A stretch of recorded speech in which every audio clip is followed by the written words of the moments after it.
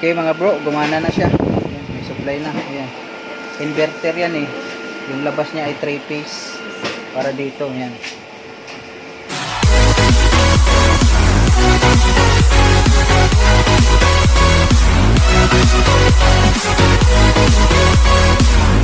Okay mga bro, magandang hapon sa ating lahat.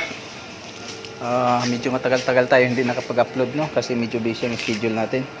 So bali ngayon mga bro, meron tayong gagawin. Ayusin natin yung linya ng kuryente dito. Yan. Kasi ang nangyayari dito, yung breaker na yan ay nakariktad dun sa main. Ito sa breaker lang yan mga bro, no? Yung linya sa main meter, kinabitan nila ng breaker. Tapos pagdating dun sa output niya, wala ng breaker na nilagay. Kaya unsafe. So lalagyan natin ng breaker sa output, no mga bro. Yan, kasi ito yung inverter. Yan, inverter yan doon sa ano, yung turnuhan. Yan. Yung inverter na 20 horsepower. Yan mga bro. Yan. Okay, gagawin ko muna. Ibarina ko muna tong nabiling ano, circuit breaker na 60 ampere. Ito, na Omni. Yan. Ito yung gagawin kong main breaker sa load. So ito kasi isa, siyang nagsisilbi ng safety breaker na sa input. Yan, yung walang bahay. 60 ampere yan eh. So kailangan magkaparehas siya. Yung gagamitin nating main sa output, 60 ampere din. Kaya 60 ampere ang ilagay natin. Okay mga bro, kabit ko muna. Okay mga bro, naikabit na natin. Yan, wawiringan na lang.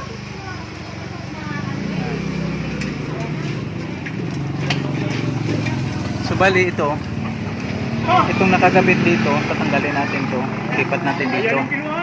Ay, lipat natin dito. Sino nagkasagutan? Yan. Tapos yung doon sa out, lipat natin dito sa main.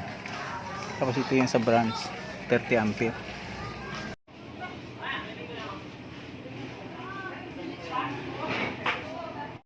Okay mga bro, gumana na siya. Ayan, may supply na. Ayan. Inverter yan eh. Yung labas niya ay 3 phase para dito. Ayan.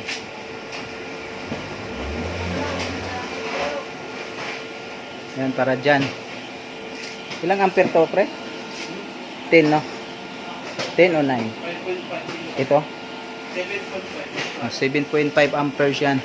Since naka 3 phase yan, kaya ginilagyan ng ano, inverter yan. Kasi yung supply dito to single phase lang yan.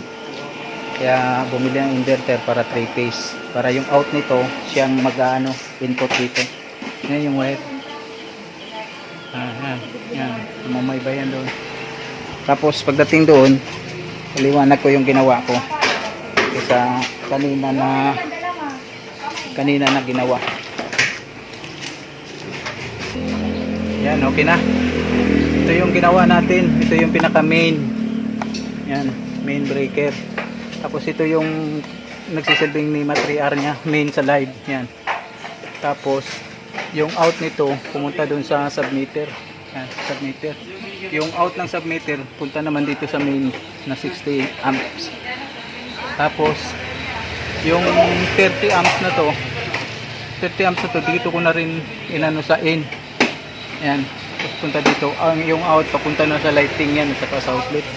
Tapos ito, naka ano lang to dun sa inverter para pag in-off, sa inverter lang ay off, hindi nakakasama yung lighting at saka outlet. Okay, hanggang dito na lang muna tayo. Yan lang ginawa natin mga bro. Okay, bye bye.